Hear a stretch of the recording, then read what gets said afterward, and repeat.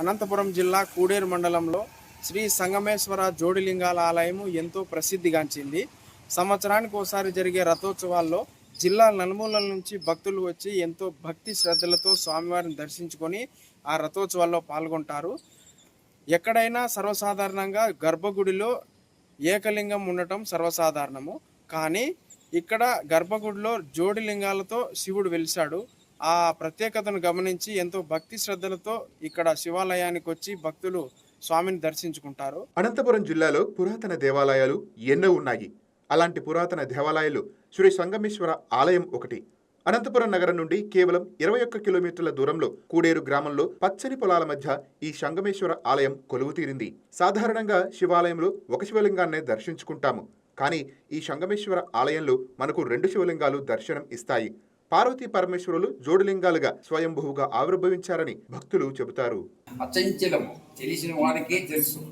ఈయన నమ్మిన వారికి కొరత లేదు, నమ్మలేకున్న వాడికి భస్మీపటలం. నమ్మిన వాడికి కొరతే లేదు. ఆయన లీలలో అచంచలం, చెప్పేదానికి లేదు అసలు. ఆయన లీలలో అచంచలం. అచంచలం అంటే ఇంకా తెలుసగలరు. శివుడి క్షేత్రంలో ఎక్కడైనా ఒకే లింగం ఉంటుంది. అటువంటిది ఇక్కడ మాత్రం శివపార్వతులుగా 2 లింగాలు. వీటికి ఎదురుగా అద్భుతమైన నంది దర్శనం ఇస్తుంటుంది.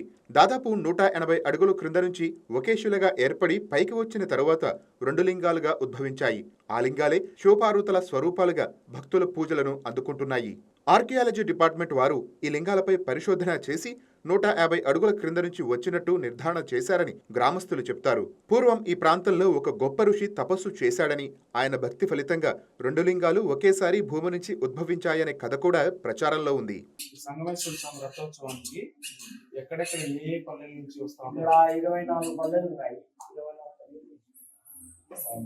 రథోత్సవం ఎవరు ఆధ్వర్యంలో జరుగుతాయి? సంగమేశ్వర స్వామి ఆలయం ఉంటుంది. ఆలయ కమిటీ మెంబర్లు ఆలయ కమిటీ అంటే గ్రామోక్షం నుండే తీసుకుంటారు. ఎక్కడంటే రెడ్డివారి సంఘము, అమ్మవారి సంఘము, వివిధాల గ్రూపులు ఉన్నాయి. వాళ్ళు ఆదర్శంలోనే వాళ్ళ పురాతన నుంచి జరుగుతూ ఉండేది, అలాగే జరుగుతూ ఉంటుంది. ఇక్కడ అలాగే ఏం లేదు. ప్రత్యేకంగా సంగమేశ్వర టెంపుల్ అనేది జోడిలింగాలకి ఎంతో ప్రత్యేకత ఉంది.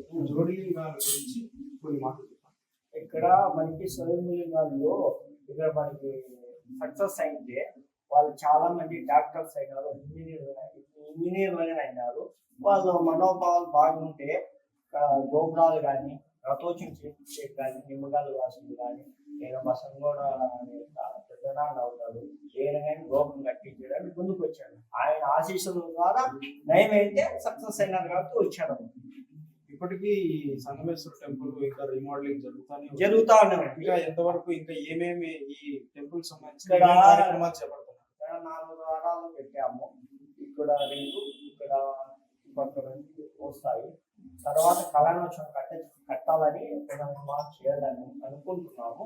ముందుకి ఎక్స్ట్రా ముందుగా ఏదైనా పార్కు, చిన్నపిల్ల వారికి వాటర్, మినరల్స్, భక్తులకి మనోభావాలు ఎదుర్కోకుండా కమిటీ ద్వారా చేయాలని అనుకుంటున్నాం. సంగమేశ్వర ఆలయం ద్వారా అన్న సంతర్పణ కార్యక్రమాలు జరుగుతాయి. ఆదివేశ్వర సంఘంలో జరుగుతూ ఉంటాయి. ఇక్కడ సోమవారం ఆదివారం రోజు నైట్ మన గుడి కట్టం జరుగుతుంది. మాఘమాసంలో అయితే డైలీ అక్కడ మాలదారులు చేసుకుంటారు. సంగమేశ్వర టెంపుల్ ఏ మాసంలో ఎక్కువ మాఘమాసంలో 108 సార్లు మాలదానం వేసి ఇక్కడే పెట్టి శ్రీశైలంలోనే శివలింగాలు లేవు, ఇక్కడే మాకు శివుడు కనిపించాడు, ఇక్కడే పాలనంగా వచ్చేసి ఇక్కడే పాలన విజయవాడ చేస్తారు. కోనేరు సదుపాయాలు ఏమున్నాయా? ఇక్కడ ఉన్నాయి సార్. ఇంత ముందు లాంటి వాటర్ హిందూ వర్క్ అంటే కొద్దిగా రిమార్డింగ్ చేయాలని చూస్తున్నారు. ఇప్పుడు సంగమేశ్వర ఆలయ కమిటీ మెంబర్ల ద్వారా, ఆలయ కమిటీ ద్వారా భక్తులకి ఏమైనా ప్రత్యేకమైన సౌకర్యాలు కల్పిస్తున్నారా? చేస్తున్నారు. బాత్రూమ్లు కానీ, అవి కోనేరు ఇంప్రూవ్మెంట్ కానీ అన్ని చేయాలని చేస్తున్నారు. సంగమేశ్వర ఆలయానికి సమీపంలో ఒక బావి ఉంది. ఈ ఆలయ నిర్మాణం ద్రవిడ శైలిని పోలి ఉంటుంది. మహాశివరాత్రి, కార్తీక మాసం, సోమవారాలు, పౌర్ణమి రోజుల్లో ఈ ఆలయాన్ని భక్తులు పెద్ద ఎత్తున దర్శించుకుంటారు. పిల్లలు లేనివారు ఈ ఆలయాన్ని దర్శించుకుంటే సంతానం కలుగుతుందని భక్తులు విశ్వసిస్తుంటారు. టెంపుల్ టూరిజంలో భాగంగా ప్రస్తుతం ఈ ఆలయంలో పునరుద్ధరణ పనులు జరుగుతున్నాయి.